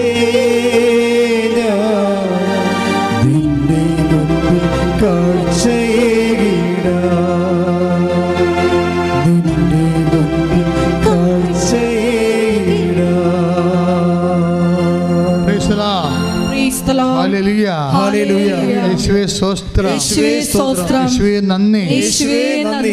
ആരാധന. അപ്പൊ എന്തെങ്കിലും തരത്തിലൊരു തകർച്ച ഇടക്കാലത്തിലുണ്ടായാൽ എൻ്റെ മക്കൾ അതിനെ അതിജീവിക്കണം. അപ്പം തന്നെ നിങ്ങൾ ഉടമ്പടി നിർത്തി, പരസഹായവും നിർത്തി, സുവിശേഷ പേരും നിർത്തി, ചുരുണ്ട് കൂടി മുമ്പത്തെ കഷ്ടമായിട്ട് മാറരുത്. അതായത് ഒരു അപ്ഡേഷന് മുമ്പ്, ഒരു ഉടമ്പടിയിൽ ഒരു അപ്ഡേഷൻ വരുന്ന മുമ്പ് ഒരു വിഡ്രോവൽ ഉണ്ടാകും. എല്ലാവർക്കും അനുഭവിക്കുന്ന സത്യമാണ്. ഉടമ്പടിയിൽ ഒരു മേൽഗതി മുന്നേറ്റം ഉണ്ടാകുന്ന മുമ്പ് തന്നെ ഒരു പിൻവലിയലുണ്ടാവും, ഒരു മുന്നേറ്റം. അവൾക്കതാ സംഭവിക്കണം. സ്വന്തം സ്പോൺസർ രാജിവെച്ച് പോയി, ഇട്ടും പോയി. പിന്നെ അവൾക്കൊരു ഗതിയുമില്ല, പരഗതിയുമില്ല. പക്ഷേ അവൾ വിട്ടുകൊടുത്തില്ല, അവൾ കർത്താവിൻ്റെ കൂടെ നിന്നു. അത് ആദ്യം തന്നെ തണുപ്പടിപ്പിച്ചത് നമുക്ക് മനസ്സിലായി. കർത്താവിൻ്റെ കാര്യത്തിൽ ഞാൻ കുറച്ചുകൂടി ദൈവികമായ കാര്യങ്ങൾക്ക് കുറച്ചുകൂടി വിജിലൻ്റ് ആകണമെന്ന് നമുക്ക് മനസ്സിലായി. അവൾ അതുകൊണ്ട് തന്നെയാണ് ഇങ്ങനെ കുരിശുരൂപം കുലുങ്ങിയപ്പോഴും പീഡനമാണ് വരുന്നതെന്ന് മനസ്സിലാക്കി കൊടുത്തപ്പോഴും ഒരാഴ്ച കഴിഞ്ഞ് ആ പീഡനം നേരിട്ട് വന്നിട്ട് സ്പോൺസർ കൈയൊഴിഞ്ഞപ്പോഴും അവൾ കർത്താവിനെ കൈയൊഴിയാതെ നിൽക്കുകയാണ്. അതെന്ത് സംഭവിച്ചു കഴിഞ്ഞാൽ ഈ പ്രസൻസ് ഫീൽ ചെയ്യുമ്പോൾ അതിന് മുമ്പ് ഉണ്ടാകുന്ന സ്റ്റേജാണ് ഈ കണ്ണുമൂടപ്പെട്ട അവസ്ഥ. ഇപ്പോൾ സ്പോൺസർ പോകുമ്പോൾ സ്വാഭാവികമായിട്ടും അവർ മ്ലാനവദനായി എമ്മാവസിലെ ശിഷ്യന്മാരെ പോലെ കണ്ണ് മൂടപ്പെട്ട പോലെ അവസ്ഥ വരേണ്ടതാണ്. പക്ഷേ അവളുടെ കണ്ണ് മൂടപ്പെടുന്നില്ല. കാര്യം എന്താണ്? അവൾക്ക് കർത്താവ് വിശ്വാസമുണ്ട്. അത് കാരണം കർത്താവ് വേറെ എന്തെങ്കിലും കാര്യങ്ങൾ ചെയ്യുമെന്നൊക്കെ അറിയാം. അതുപോലെ തന്നെ ഒരു സ്പോൺസറും ഇല്ലാതെ കർത്താവ് അവൾക്ക് ഒരു അക്കൗണ്ട് കാണിച്ചു കൊടുത്ത്, ഒരു സ്പോൺസറും ഇല്ലാതെ. പിന്നെ അവൾ അതിൻ്റെ പിടിച്ച് 5 പൈസ മുടക്കണ്ട, പുതിയ വഴി കാണിക്കുകയാണ്. നമ്മളിപ്പോൾ സ്വന്തം സ്വഭാവം കാണിച്ചിരുന്നെങ്കിൽ ഇപ്പോൾ പണി മേടിച്ചു തരാം. അത് ശില്പയുടെ സാക്ഷ്യം നിങ്ങൾ കേൾക്കണം. ഇതെങ്ങനെ ഗ്രോത്ത് ചെയ്യണമെന്ന് നോക്കണം. ഇതെങ്ങനെ ഗ്രോത്ത്, അതായത് ദൈവം നേരിട്ട് ഏറ്റെടുക്കാൻ വേണ്ടി തീരുമാനിക്കുമ്പോഴാണ് മറ്റതെല്ലാം തല്ലിക്കെടുത്തി കളയണത്. പറഞ്ഞു മനസ്സിലായില്ലേ? സൂര്യൻ തണുത്തു പോകും, സൂര്യൻ ഇരുണ്ടു പോകും, നക്ഷത്രങ്ങളെ പ്രകാശം തരത്തില്ല, ചന്ദ്രൻ തണുത്തു പോകും, അനന്തരം മനുഷ്യപുത്രൻ സർവ്വമഹത്വത്തോടു കൂടി എഴുന്നള്ളി വരും. അങ്ങനെയല്ല വചനം. മത്തായി 24:29. അക്കാലത്തെ പീഡനങ്ങൾക്ക് ശേഷം പൊടുന്നനെ സൂര്യൻ ഇരുണ്ടുപോകും, ചന്ദ്രൻ പ്രകാശം തരികയില്ല, നക്ഷത്രങ്ങൾ ആകാശത്തിൽ നിന്ന് നിപതിക്കും, ആകാശശക്തികൾ ഇളകുകയും ചെയ്യും. അപ്പോൾ ആകാശത്തിൽ മനുഷ്യപുത്രൻ്റെ അടയാളം പ്രത്യക്ഷപ്പെടും. ഭൂമിയിലെ സർവ്വഗോത്രങ്ങളും വിലപിക്കുകയും മനുഷ്യപുത്രൻ വാനമേഘങ്ങളിൽ ശക്തിയോടും മഹത്വത്തോടും കൂടെ വരുന്നത് കാണുകയും ചെയ്യും. പീഡനങ്ങളുടെ കാലത്ത് സൂര്യൻ എന്താ സംഭവിച്ചത്? സൂര്യൻ ഇരുണ്ടു പോകും, ചന്ദ്രൻ പ്രകാശം തരും, നക്ഷത്രങ്ങൾ നിവധിക്കും. അപ്പോൾ ഇതാണ്. അതിനുശേഷം എന്താ സംഭവിക്കണത്? അതിനുശേഷമാണ് സംഭവിക്കണത് വലിയ സംഭവം. എന്താണ്? മനുഷ്യപുത്രൻ സർവ്വമഹത്വം എഴുന്നള്ളി വരും. അതൊക്കെ മുമ്പ് എന്താ വരും? ജോലി പോകും. മനസ്സിലായില്ലേ? ഭർത്താവിന് സംശയമാകും, മക്കൾ ചിലപ്പോൾ സ്റ്റാമ്പ് ഒട്ടിച്ച് പോലീസ് കേസിൽ അകപ്പെട്ടു പോകും, നക്ഷത്രങ്ങൾ നിവധിക്കും. അല്ല, ക്ലിയർ അല്ലേ സംഭവം? നിങ്ങളുടെ അനുഭവങ്ങളും വചനങ്ങളും തമ്മിൽ കറക്റ്റ് ചെയ്ത് നോക്കണം. കർത്താവ് അതായത് ചിലപ്പോഴും നമ്മുടെ ജീവിതത്തിൽ നെഗറ്റീവ് ഇതുപോലെ സംഭവിക്കും. ഭർത്താവല്ലേ സൂര്യൻ, അല്ലെങ്കിൽ കുടുംബത്തിൽ നമ്മളെ സഹായിച്ചു കൊടുക്കുന്ന ജോലിയല്ലേ സൂര്യൻ. അപ്പം ഇങ്ങനെ ഓരോ സമയത്തും ഈ സംഭവം നടക്കുമ്പോൾ നിങ്ങളെന്താ വിശ്വാസം എന്താ വിചാരിക്കേണ്ടത്? മനുഷ്യപുത്രൻ നേരിട്ട് വരാൻ ഇടയായി. ഇനി സൂര്യനല്ല പ്രകാശം തരേണ്ടത്, ചന്ദ്രനല്ല. The Lord God will be their light, like the word of God. ശ്രുതികടേ ശ്രുതികടേ. ഹല്ലേലൂയ ഹല്ലേലൂയ ഹല്ലേലൂയ ഹല്ലേലൂയ. യേശുവേ നന്ദി. ഹല്ലേലൂയ ഹല്ലേലൂയ ഹല്ലേലൂയ ഹല്ലേലൂയ ഹല്ലേലൂയ. പീഡനങ്ങളുടെ യേശുവേ സ്തുതി. ഹല്ലേലൂയ ഹല്ലേലൂയ. കർത്താവ് നിന്റെ ആഗമനമാണ്. ഹല്ലേലൂയ ഹല്ലേലൂയ ഹല്ലേലൂയ. വലിയ ബോധ്യം ഞങ്ങൾ യേശുവേ നന്ദി. ഹല്ലേലൂയ ഹല്ലേലൂയ ഹല്ലേലൂയ ഹല്ലേലൂയ ഹല്ലേലൂയ. കൈകളടിച്ചുകൊണ്ട് എഴുന്നേറ്റ്. കഷ്ടങ്ങൾ സാരമില്ല, കണ്ണുനീർ സാരമില്ല, കഷ്ടങ്ങൾ സാരമില്ല, കണ്ണുനീർ സാരമില്ല. നിത്യതേജസ്സിൻ ഘനമോർത്തിടുമ്പോൾ നോടി നേരത്തേക്കുള്ള കഷ്ടങ്ങൾ സാരമില്ല, കണ്ണുനീർ സാരമില്ല. സ്തുതിക്കട്ടെ. ഹല്ലേലൂയ ഹല്ലേലൂയ. യേശുവേ നന്ദി. ഹല്ലേലൂയ ഹല്ലേലൂയ ഹല്ലേലൂയ ഹല്ലേലൂയ ഹല്ലേലൂയ. യേശുവേ നന്ദി. ഹല്ലേലൂയ ഹല്ലേലൂയ ഹല്ലേലൂയ ഹല്ലേലൂയ. യേശുവേ നന്ദി നന്ദി നന്ദി. ഹല്ലേലൂയ ഹല്ലേലൂയ ഹല്ലേലൂയ ഹല്ലേലൂയ. യേശുവേ സ്തുതി. ഹല്ലേലൂയ. നിത്യതേജസ്സിൻ ഘനമോർത്തിടുമ്പോൾ ജോടി നേരത്തേക്കുള്ള കഷ്ടങ്ങൾ സാരമില്ല, കണ്ണുനീർ സാരമില്ല, കഷ്ടങ്ങൾ സാരമില്ല, കണ്ണുനീർ സാരമില്ല. സ്തുതിക്കട്ടെ സ്തുതിക്കട്ടെ. ഹല്ലേലൂയ ഹല്ലേലൂയ ഹല്ലേലൂയ. യേശുവേ ഹല്ലേലൂയ ഹല്ലേലൂയ ഹല്ലേലൂയ ഹല്ലേലൂയ. ഇരിക്കുക. വെളിപാട് 21:23. വെളിപാട് 21:23. നഗരത്തിന് പ്രകാശം നൽകാൻ. ഇത് പറഞ്ഞ നഗരത്തിന് പ്രകാശം നൽകാൻ സൂര്യന്റെയോ ചന്ദ്രന്റെയോ ആവശ്യമുണ്ടായിരുന്നില്ല. ദൈവ തേജസ് അതിനെ പ്രകാശിപ്പിച്ചു. അതിന്റെ ദീപം കുഞ്ഞാടാണ്. ഇത് ഇപ്പൊ ഈശോ കണക്ട് ചെയ്തതല്ലേ? ഞാൻ കണക്ട് ചെയ്തതല്ലോ. നിങ്ങളോട് കർത്താവ് സംസാരിക്കുകയാണ്. എന്താ സംസാരിക്കണത്? ചിലപ്പോഴും ശില്പയ്ക്ക് സംഭവിച്ച പോലെ സ്പോൺസർ അസ്തമിക്കാം. മനസ്സിലായില്ലേ? സൂര്യൻ ഇരുണ്ടു പോകാം. നിങ്ങളെ സഹായിക്കാമെന്ന് പറഞ്ഞ ചന്ദ്രൻ ചിലപ്പോൾ നിങ്ങളുടെ നാട്ടുകാരോ വീട്ടുകാരോ സ്വന്തപ്പെട്ടവരോ പാർട്ടിക്കാരോ ആരെങ്കിലും ആയിരിക്കും, ബാങ്കുകാരായിരിക്കും. ചന്ദ്രൻ പ്രകാശം തരത്തില്ല, ലോണ് തരത്തില്ല. ക്ലിയർ അല്ലേ? നമ്മുടെ ജീവിതാനുഭവമാണിത്. ഇങ്ങനെ വരുമ്പോൾ എന്താണ് ചെയ്യേണ്ടത്? ഇങ്ങനെയുള്ള കാലഘട്ടങ്ങളിൽ എന്താണ് ചെയ്യേണ്ടത്? ഈ ഇരുട്ടിൻ്റെ യുഗം, സൂര്യൻ, സ്രോതസ്സുകൾ, സൂര്യൻ, ചന്ദ്രൻ ഇതൊക്കെ അസ്തമിക്കുമ്പോൾ എന്താണ് ഇതിൻ്റെ ഇടയ്ക്ക് നമുക്ക് ചെയ്യാനുള്ളൊരു കാര്യമുണ്ട്. മനസ്സിലായി? ഈ ടൈം കഴിഞ്ഞു പോയി. പക്ഷേ ഈ ടൈമിൽ നമുക്ക് ചെയ്യാൻ കുറച്ച് കാര്യമുണ്ട്. എന്താണ് അത് കാര്യം? ഇങ്ങനെ ഘട്ടങ്ങൾ പെരുകുമ്പോൾ എന്താണ് നമ്മൾ ചെയ്യേണ്ടത്? ലുക്ക 21:13 എടുത്ത്. 21:13. ലുക്ക 21:13. നിങ്ങൾക്ക് ഇത് സാക്ഷ്യം നൽകുന്നതിനുള്ള അവസരമായിരിക്കും. ഒന്ന് പറഞ്ഞേ, നിങ്ങൾക്കിത് സാക്ഷ്യം നൽകുന്നതിനുള്ള അവസരമായിരിക്കും. അല്ല സ്പോൺസർ പോയെന്നും പറഞ്ഞ്, അല്ലെങ്കിൽ മകളുടെ കല്യാണം മാറിയെന്നും പറഞ്ഞ് അപ്പം പോയി 2 പെഗ്ഗെടുത്ത് BC വന്ന് കിടന്നിട്ട് കാര്യമില്ല. ഇതൊക്കെ ജീവിതത്തിലാണ്. നിങ്ങളിത് കാര്യം ഇരുട്ടുകൊണ്ട് കൂട്ടടക്കാൻ നോക്കണേ. എത്ര കാലം കൂട്ടടക്കും? എന്തെങ്കിലും ജീവിതത്തിൽ തകർച്ച വന്നു കഴിഞ്ഞാൽ ഉടനെ അതിൻ്റെ പേരിൽ കുപ്പിക്കൂട്ടം ഉണ്ടാക്കിയിട്ടൊരു കഥയുമില്ല. അങ്ങനെ ഇരുട്ടുകൊണ്ട് ഈ വെള്ളം കുടിക്കണവർ ഇനി ദാഹിക്കും. അല്ലേ? 4:13 എടുത്ത് ശ്രദ്ധിക്കട്ടെ. ഹല്ലേലൂയ, ഹല്ലേലൂയ, ഹല്ലേലൂയ, ഹല്ലേലൂയ, ഹല്ലേലൂയ. യോഹന്നാൻ 4:13 ശ്രദ്ധിക്കട്ടെ. യേശുവേ നന്ദി. ഹല്ലേലൂയ, ഹല്ലേലൂയ, ഹല്ലേലൂയ. യോഹന്നാൻ 4:13. യേശു പറഞ്ഞു, ഈ വെള്ളം കുടിക്കുന്ന ഏവനും വീണ്ടും ദാഹിക്കും. എന്താ പ്രശ്നം വെച്ച് കഴിഞ്ഞാൽ നമ്മുടെ ജീവിതത്തിൽ തകർച്ച ഉണ്ടായെന്ന് വിചാരിച്ചോ?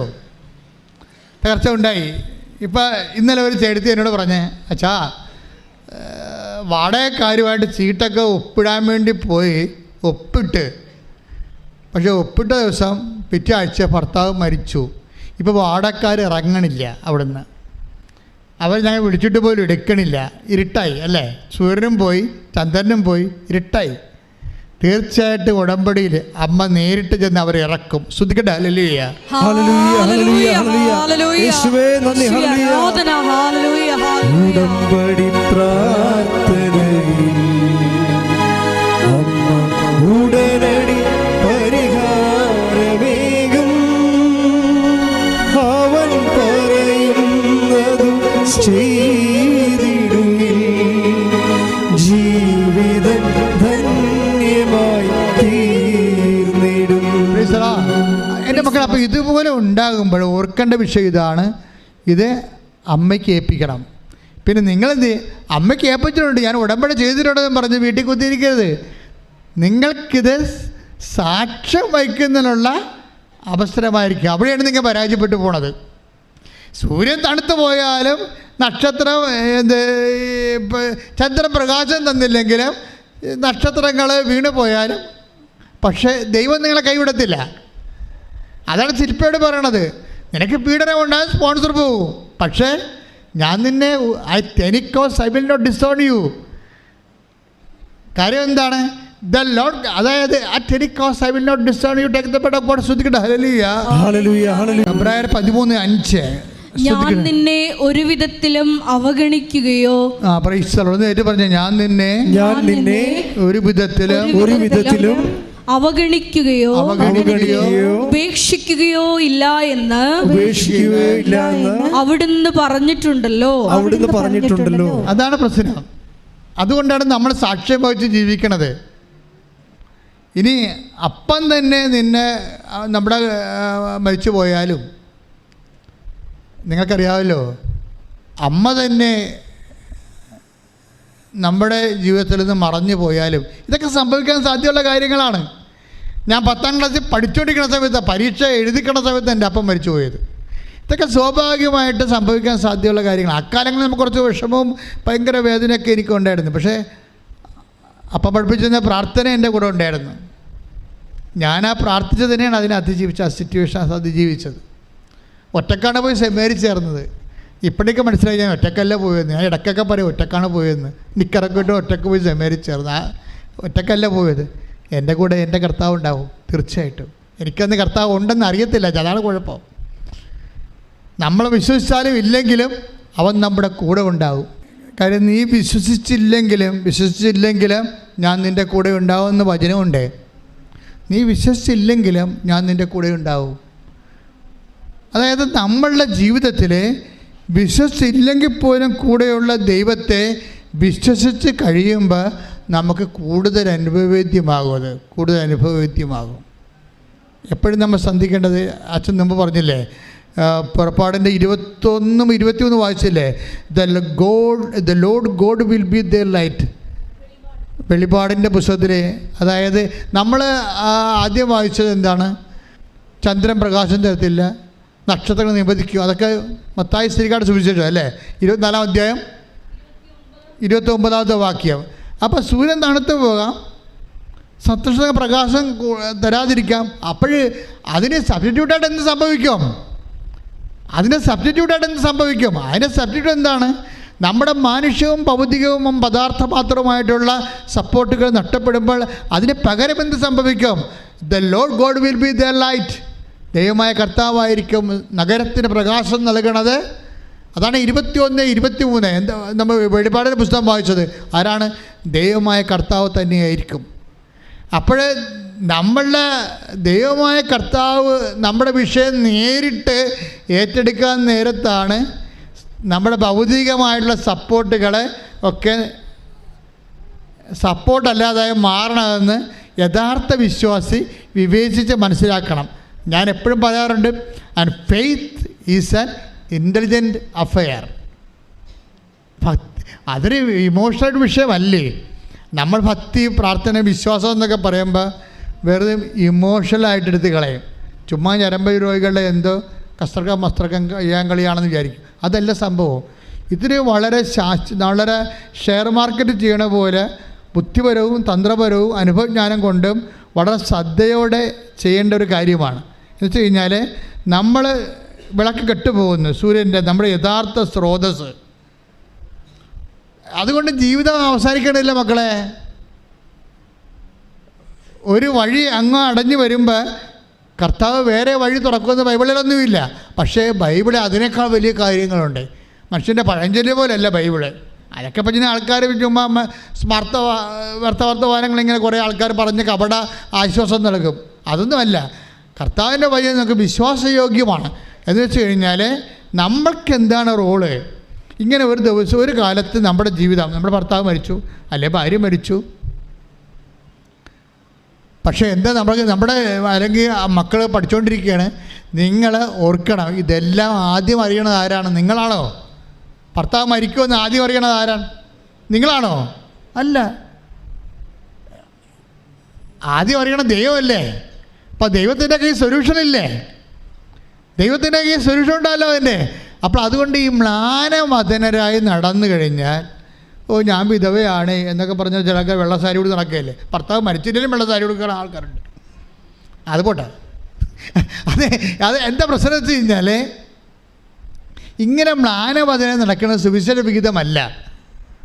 മനസ്സിലായില്ലേ? എൻ്റെ കർത്താവിന് എൻ്റെ കാര്യത്തിൽ പുതിയ തീരുമാനം വരാൻ പോകുന്നു. അതുകൊണ്ടാണ് പഴയ തീരുമാനമൊക്കെ അതെടുത്ത് മാറ്റണത്. പഴയതെല്ലാം എടുത്ത് മാറ്റും. അപ്പം പുതിയ തീരുമാനം വരാൻ പോകുന്നു. എന്താണ്? ദൈവം തന്നെ നേരിട്ട് എൻ്റെ കാര്യം ഏറ്റെടുക്കാൻ പോകണം. അതാണല്ലോ ഇപ്പോൾ ശില്പക്ക് സംഭവിച്ചത്. നേരിട്ട് ഏറ്റെടുത്ത് ഒരു സ്പോൺസറും ഇല്ലാതെ ഞാനാണ് നിൻ്റെ സ്പോൺസർ എന്ന്. അല്ലെങ്കിൽ തന്നെ നിങ്ങളൊന്ന് നോക്കിയാൽ നമ്മുടെ മുഖത്തൊക്കെ പറഞ്ഞു, നിങ്ങൾ അപ്പനെ ഭൂമിയിലാരെയും നിങ്ങൾ അപ്പാന്ന് വിളിക്കരുതെന്ന്. എന്ന് വെച്ചാൽ എന്താ കാര്യം? ഭൂമിയിൽ നിങ്ങൾ ആരെയും അപ്പാന്ന് വിളിക്കരുതെന്ന് ഈശോ പറഞ്ഞിട്ടില്ലേ? അങ്ങനെ അപ്പനെ ആൻ്റെ അപ്പാന്ന് വിളിക്കണമെന്നല്ല എൻ്റെ അർത്ഥം. പിന്നെ എന്താണ്? അമിതമായ ശാശ്വത പ്രാധാന്യം കൊടുക്കരുത്. ടെമ്പററി ആയിട്ടൊക്കെ, കാര്യം ടെമ്പററി സെറ്റിൽമെൻ്റ് അല്ലേ അപ്പനും അമ്മയൊക്കെ. എല്ലാവരും ടെമ്പററി സെറ്റിൽമെൻ്റാണത്. നിങ്ങൾക്ക് ആ ഒരു പ്രാധാന്യമാണുള്ളത്. നിങ്ങൾക്ക് എന്താ വെച്ചാൽ മക്കൾക്ക് തരെ നിങ്ങൾ ടെമ്പററി സെറ്റിൽമെൻ്റ് അല്ല കൊടുക്കണത്. നിങ്ങളുടെ വിഷയത്തിൽ വന്ന വിഷയം, നിങ്ങൾ കുടുംബ പ്രാർത്ഥന ചെല്ലുന്ന സമയത്തും കുർബാനയ്ക്കിരിക്കുന്ന സമയത്തും എൻ്റെ മക്കളോ എൻ്റെ ആടോ എൻ്റെ പശുവോ എന്ന് പറയുമ്പോൾ അതിൻ്റെ അർത്ഥം ശാശ്വതമായ പ്രാധാന്യം പശുവിന് കൊടുക്കുന്നുണ്ടെന്നാണ്. നിങ്ങൾ പാല് കുടിച്ച് തന്നെ മരിക്കും, ഒരു സംശയമില്ല. അല്ല, ഒരു ചേട്ടത്തിന് എനിക്കറിയാം. ചേട്ടത്തി എപ്പോഴൊക്കെ ഞാൻ പറയണം, ഇപ്പോഴൊക്കെ ഞാൻ ഇങ്ങനെ തമാശയൊന്നും പറയാറില്ല. ഇപ്പോൾ ഭയങ്കര സീരിയസ് ആണല്ലോ, കർത്താവായിട്ടുള്ള ജീവിതമല്ലേ, നമ്മളെല്ലാവരും ഒരുമിച്ച് വല്ല ഉടമ്പെടുത്ത് ജീവിക്കണത്. പക്ഷേ ഒരു ചേട്ടത്തി എപ്പോഴും എനിക്കറിയാം. എൻ്റെ പള്ളിയിൽ പണ്ട് ഞാൻ 86, 87 കാലഘട്ടങ്ങളിൽ കൗൺസിൽ ചെയ്യുമ്പോൾ ഒരു ചേട്ടത്തി വന്നിട്ട് പറയും, എൻ്റെ അച്ഛാ എനിക്ക് കർത്താവ് തന്ന പണിയാണിത്, എനിക്കിപ്പോഴാണ് മനസ്സിലായത്. എന്താ കാര്യം അറിയാമോ? അവർക്കൊരു കൊച്ച്, രണ്ട് പെൺപിള്ളേരാണ്. അത് നല്ല മിടുക്കികളാണ്. പക്ഷേ അതുപോലെ മിടുക്കനായിട്ടുള്ളൊരു ആൺകൊച്ചിനെ വേണം അവർക്ക്. പക്ഷേ ഇനിയും പെങ്കൊച്ച് ജനിച്ചാൽ എന്ത് ചെയ്യും? അങ്ങനെ അവർ കാഴ്ച അന്തിന് പിന്നാളിനടുത്താണ് കിട്ടുന്നത്, അവെങ്കിൽ അവിടെ ഉടമ്പടി എടുത്താണ് കിട്ടണമെങ്കിൽ അവിടെ. ഇനി ഇതൊന്നുമില്ല, കൊച്ചുരസിയാണെങ്കിൽ അത് അവശ്യ പിതാവ് നമുക്ക് കൊച്ചിനെ കിട്ടിയാൽ മതി. ഇത് ദൈവത്തിന് അറിയാം. അതാ പ്രശ്നം. നിങ്ങളുടെ ഉടമ്പടി കാര്യം പലരും വിജയിക്കാത്തതിൻ്റെ കാരണം പപ്പ ഊതിയാലും പരമൂതിയാലും ഊത്ത് കെട്ടാൽ മതി എന്ന് പറയുന്ന ഊത്ത് ക്രിസ്ത്യാനി ഇല്ലേ, അവന് ഉടമ്പടി വർക്ക് ചെയ്യത്തില്ല. പപ്പ ഊതിയാൽ മതി, പരമൂതിയാലും മതി, കുഴപ്പമില്ല, എനിക്ക് ഊത്ത് കിട്ടിയാൽ മതി, എനിക്ക് ഊത്ത് കെട്ടാൽ മതി എന്ന് പറയുന്ന ആൾക്കാർക്ക് ഉടമ്പടി വർക്ക് ചെയ്യത്തില്ല. എൻ്റെ കാര്യത്തിൽ അവരെ സംബന്ധിച്ചിടത്തോളം ദൈവത്തിനുള്ള പ്രാധാന്യം അവിടെ വയറ്റിപ്പഴപ്പാണ് പ്രധാനപ്പെട്ടത്. അപ്പം തന്നെ പോയില്ലേ, പിടികൊടുത്തിട്ട് എന്തിനാ ചുമ്മാ മോങ്ങിക്കൊണ്ട് നടക്കണത്? പിടികൊടുത്ത് പോയില്ലേ? നിങ്ങൾ ഉടമ്പടി എടുത്താൽ പിന്നെ എൻ്റെ ദൈവം, ഞാനും ദൈവമായിട്ട് എഗ്രിമെൻ്റാണിത്. അതിനെൻ്റെ അമ്മയാണ് സാക്ഷിയായിട്ട് നിൽക്കണത്, മധ്യസ്ഥയായി നിൽക്കണത്. എൻ്റെ അപ്പുറത്തൊരു പ്രാർത്ഥനയില്ല. ഇത് കഴിഞ്ഞിട്ട് മതി ബാക്കിയെന്ന് പറഞ്ഞിട്ട് ഇത് കഴിയാൻ കാത്തു നിൽക്കണം എല്ലാ കാര്യങ്ങൾക്കും. അല്ലാതെ ഇവിടെയും വന്ന് ഉടമ്പടി ചെയ്ത് അവിടെയും പോയി ഒരു നവേന കൂടി ഇവിടെയും പോയി ഒരു നവേന കൂടി ഇങ്ങനെ കറങ്ങി നടന്നാൽ കർത്താവ് നിന്നെ വട്ടം കറക്കി നിലത്തിട്ട് അടിക്കും, ഒരു സംശയമില്ല. നീ കാപട്യത്തിൻ്റെ കൈയും കാലും വെച്ച ആളാണ്. അപ്പം അതുകൊണ്ട് ഈ വിഷയത്തിൽ തീരുമാനം എടുക്കണം നിങ്ങൾ. എന്ത് തീരുമാനം വെച്ച് കഴിഞ്ഞാൽ ഉടമ്പടി ഒരു ബയലാട്രൽ എഗ്രിമെൻറ്റ് പേഴ്സൺ ടു പേഴ്സണാണ്, വ്യക്തിയും തമ്മിലുള്ളതാണ്. ഇവിടുത്തെ പ്രോബ്ലം എന്താണ്?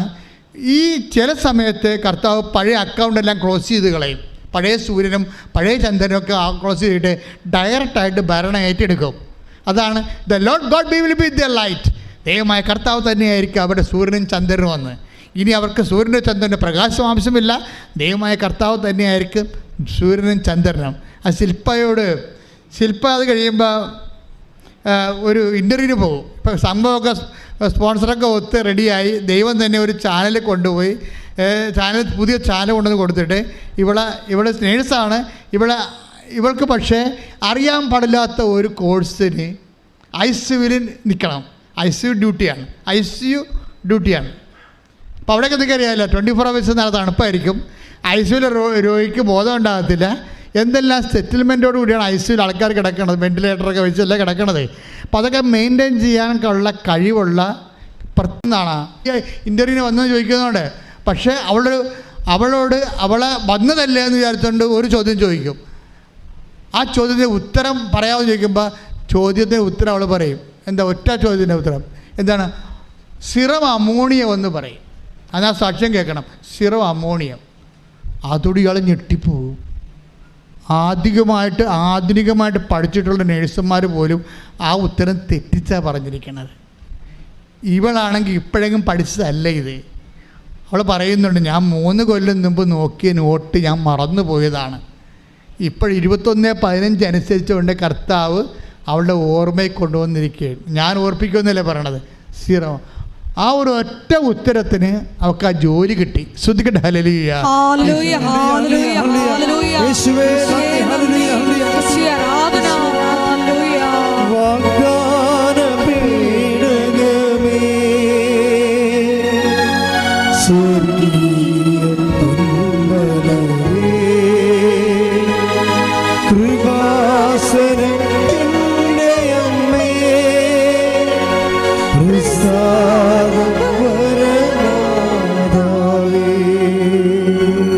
പ്രസൻസ് എന്ന് പറയണത്.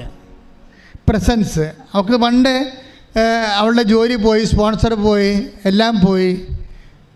എന്നിട്ട് ഇതൊന്നും ഇല്ലാത്ത സ്ഥലത്തേക്ക് കൊണ്ടുപോയിട്ടൊരു ഇൻ്റർവ്യൂ അറ്റൻഡ് ചെയ്യിക്കുമ്പോൾ പണ്ട് അതിൻ്റെ ഉത്തരം ദൈവം തന്നെ അവൾക്ക് ഓർപ്പിച്ചു കൊടുക്കാൻ കണ്ടിട്ടില്ലേ? ഇതിനെയാണ് നമ്മൾ പറയണത്. അതായത് നമ്മളെപ്പോഴും ഇപ്പോൾ എനിക്ക് സാക്ഷികളായിരിക്കും എന്ന് പറഞ്ഞിട്ട് വചനമില്ലേ?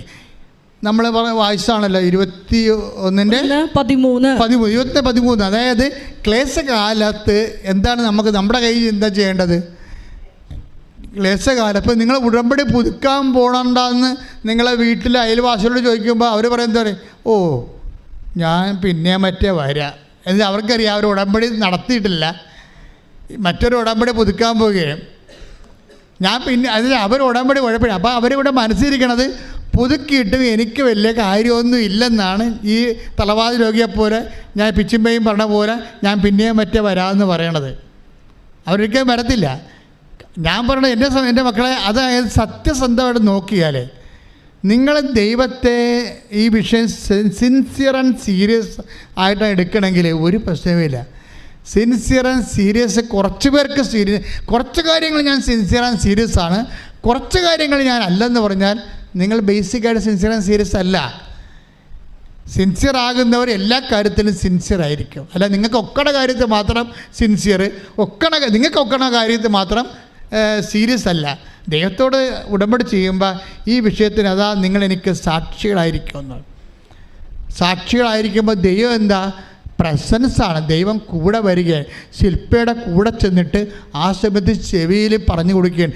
അവൾ തന്നെ കണ്ണ് നിറഞ്ഞ് നിൽക്കുകയാണ്. കാര്യം ഇത് ഞാനിപ്പോഴെങ്കിലും പഠിച്ച കാര്യമല്ല, പണ്ട് പഠിച്ച കാര്യമാണ്. കർത്താവ് അതിപ്പോൾ ഓർപ്പിച്ച് കൊടുക്കുകയാണ്. എന്തിപ്പോൾ ഉത്തരം പറയണമെന്ന് ആ സമയത്ത് നിങ്ങൾക്ക് അറിവ് തരുമെന്നല്ലേ പറയണത്. ആ സമയത്ത് അറിവ് തരും. അപ്പോൾ എൻ്റെ മക്കളെ എന്തായത് എനിവേയാണ് നമ്മൾ സർവൈലൻസിലാണ് നിൽക്കണത്. ഇപ്പോൾ ഇവിടെയൊക്കെ എഴുതി വെച്ചിട്ടില്ലേ, നിങ്ങൾ ക്യാമറ നിരീക്ഷണത്തിലാണെന്ന് എഴുതി വെച്ചിരിക്കണത് എന്താണ്? ഇതുപോലും ദൈവം നമ്മൾ എല്ലാ കാര്യങ്ങൾക്കും ദൈവത്തിൻ്റെതായിട്ടുള്ള ശ്രദ്ധയുണ്ട്. നമ്മൾക്കാണ് ദൈവത്തെ ശ്രദ്ധയില്ലാത്തത്, അല്ലെങ്കിൽ ശ്രദ്ധ കുറവുള്ളത്. ഇപ്പോൾ എമ്മാവുസേക്ക് പോയ ശിഷ്യന്മാർക്ക് എന്താ സംഭവിച്ചത്? അവരുടെ കൂടെ ആ ഭാര്യയുടെ ഇൻവെസ്റ്റ്മെൻ്റ് ഉള്ളത് കാരണം ഭർത്താവിനെ കളയാതെ ഇരിക്കാൻ വേണ്ടി കർത്താവ് കൂടിയിരിക്കുകയാണ്. മനസ്സിലായില്ലേ? കർത്താവ് കൂടിയിരിക്കും. പക്ഷേ മ്ലാനവചനരായത് കാരണം ഇവർക്ക് കർത്താവിനെ മനസ്സിലായില്ല. അതാണ് വിഷയം. കൂടുന്ന പ്രസൻസ് ഉണ്ടാകും, പക്ഷെ നമ്മൾക്ക് ഒരുക്കമില്ലാത്ത കാരണവും സങ്കടമുള്ള കാരണം നിരാശ ഉള്ളത് കാരണം നമുക്കൊന്നും മനസ്സിലാകത്തില്ല. ഇപ്പം തന്നെ 44 വയസ്സുകാരൊക്കെ വന്ന് കല്യാണത്തിന് വേണ്ടി പ്രാർത്ഥിക്കും. പക്ഷെ അവിടെ നിപ്പ് കാണുമ്പോൾ തന്നെ അറിയാം അവർക്ക് അതിനകത്ത് വിശ്വാസമില്ല. അമ്മയും അപ്പനോ പറഞ്ഞ് ഇപ്പം അപ്പനും അമ്മയും മരിക്കാൻ പോകണേ, ഞങ്ങൾ ചത്താപ്പിൻ്റെ നിരക്കാർ കാശ് വെച്ച് ഊണ് വെച്ച് തരും. അത് അവർക്കുടെ പ്രശ്നം അത്രയേ ഉള്ളേ. അവരുടെ പ്രശ്നത്തിൽ ഞങ്ങളെങ്ങാനും ചത്ത ഈ 49 വയസ്സുകാരന് ആര് ഭക്ഷണം കൊടുക്കും എന്നാണ്. അത്രേ ഉള്ളു. അവർക്ക് എൻ്റെ കുടുംബജീവിതം ഉണ്ടാകണം അങ്ങനെയൊന്നുമല്ല, അവൻ്റെ കാര്യം നോക്കാൻ ഒരാൾ, അത്രേ ഉള്ളൂ. അത്രേ അപ്പനും അമ്മയും ഉദ്ദേശിക്കുന്നുള്ളേ. അത് ദൈവത്തിനും അറിയാം അത്രേ ഉദ്ദേശിക്കുന്നുള്ളതെന്ന്. അത് ഇതിനകത്തുള്ള കാപട്യമെല്ലാം ദൈവത്തിന് അറിയാവുന്നേ. നിങ്ങൾ ദൈവത്തോട് അടുക്കുമ്പോൾ ദൈവം ആരാണെന്ന് ആദ്യം മനസ്സിലാക്കി എടുക്കണം. കാര്യം നിങ്ങൾ ആദ്യം ചെയ്യേണ്ട അവർക്ക് ക്രിസ്തീയ ജീവിതം, വിശ്വാസ ജീവിതം കിട്ടാൻ വേണ്ടി പ്രാർത്ഥിക്കണം. അല്ല അവന് ഊണ് കൊടുക്കാൻ അവൻ്റെ അണ്ടർവെയർ ആരെ ഇളക്കി തരുമെന്നും പറഞ്ഞുകൊണ്ട് ഒരു പാരിനെ കൊണ്ടുവന്ന് നിർത്തരുത്. പറഞ്ഞാൽ മനസ്സിലായല്ലേ? ഞാൻ പറയാൻ മനസ്സിലായ? പല ആൾക്കാരും അതാണ് ഉദ്ദേശിക്കുന്നത്. അവൻ്റെ ആത്മീയ കാര്യം ആര് ശ്രദ്ധിക്കും എന്നാണൊരു അമ്മ ഒരു വിവാഹം കഴിക്കാത്ത മകനെക്കുറിച്ച് ഓർത്ത് കർത്താവിന് വേദനിക്കണമെങ്കിൽ 24 മണിക്കൂറിനുള്ളിൽ നിനക്ക് ജീവിത പങ്കാളിയെ തരും. ശ്രദ്ധിക്കട്ടെ. ഹല്ലേലൂയ.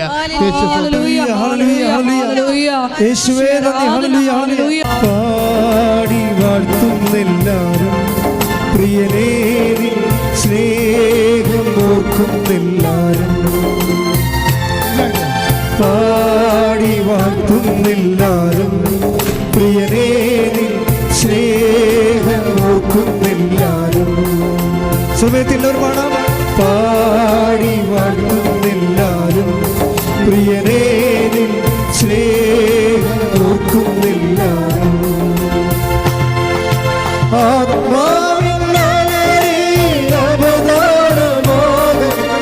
അവതാരമാകിന്ദരം തൂക്കി ഞങ്ങൾ പാടും.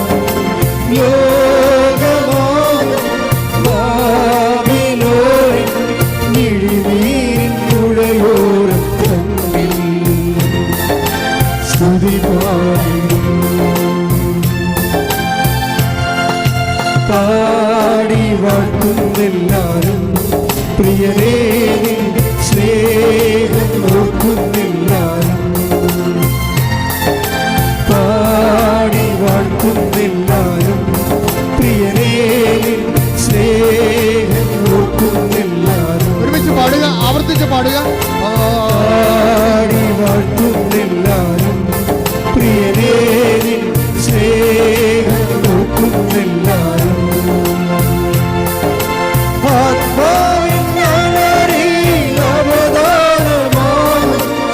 അവതാരമാകിന്ദരം തൂക്കി ഞങ്ങൾ പാടും.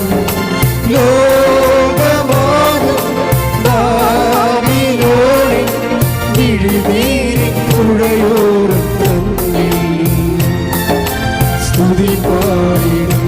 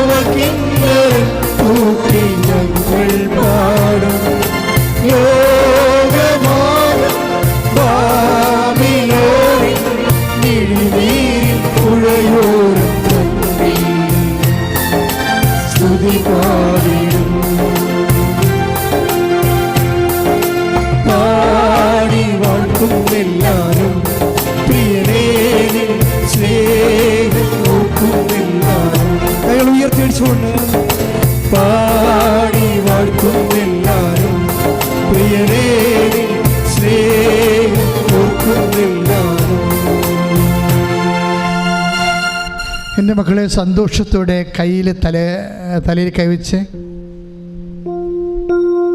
നിങ്ങളുടെ വേണ്ടി മാത്രമല്ല, തീർച്ചയായിട്ടും നിങ്ങൾ അനുഗ്രഹിക്കപ്പെട്ടവരാണ്. ഇന്നത്തെ ഈ അഭിഷേക ശുശ്രൂഷയ്ക്ക് എത്തിച്ചേരാൻ കർത്താവ് നിങ്ങളെ കൊണ്ടുവന്നതാണ്.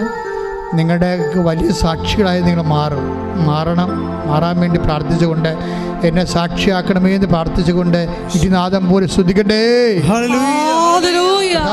ഇപ്പോൾ പ്രാർത്ഥിക്കുന്ന ഓരോ മക്കളെയും, ഇവിടെ ആയാലും ഓൺലൈനായാലും, അവരെല്ലാവരെയും കർത്താവേ നിന്റെ തിരുരക്തത്താൽ തളിക്കണമെന്ന് പ്രാർത്ഥിക്കുന്നു.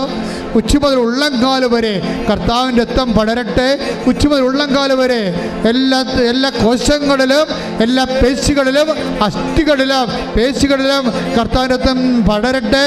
പസ്തി രോഗങ്ങൾ, പേശി രോഗങ്ങൾ, ആന്തരിക അവയവ രോഗങ്ങൾ ഉച്ച മുതൽ ഉള്ളംകാല് വരെ യേശു ക്രിസ്തുവിന്റെ ഉന്നതമായ നാമത്തിൽ മാറിപ്പോകട്ടെ.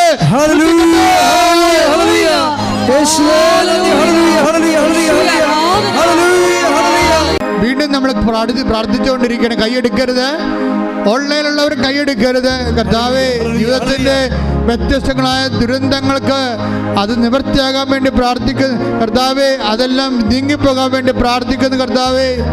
ഈശോ രാത്രി മുഴുവൻ അധ്വാനിച്ചിട്ട് ഞങ്ങൾക്കൊന്നും കിട്ടിയില്ലെന്ന് അപ്പോസ്തലന്മാർക്ക് അനുഭവം കൊണ്ടറിയാം. അങ്ങയ്ക്ക് ദൈവികമായ ബോധത്തിലറിയാം.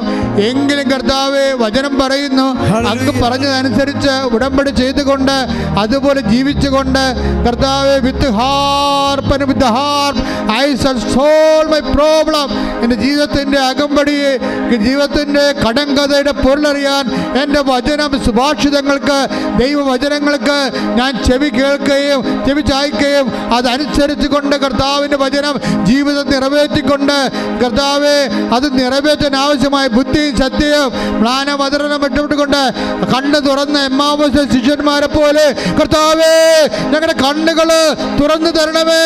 ജീവിതത്തിൻ്റെ ദുരിതങ്ങള്, ജീവിത തടസ്സങ്ങള്, കടങ്ങളുള്ള ജീവിതത്തിൻ്റെ എല്ലാ അവസ്ഥകളും യേശു ക്രിസ്തുവിന്റെ ഉന്നതമായ നാമത്തില് കൃപാസമർത്താറ് ജീവനോടെ പ്രത്യക്ഷപ്പെട്ട പരിശുദ്ധ അമ്മയുടെ മധ്യസ്ഥതയില് ജീവിതത്തിന്റെ കടലുകൾക്ക് ദൈവിക പരിഹാരം ഉണ്ടാകാൻ ആത്മാവ് അഭിഷേകം നൽകട്ടെ. ശ്രദ്ധിക്കട്ടെ.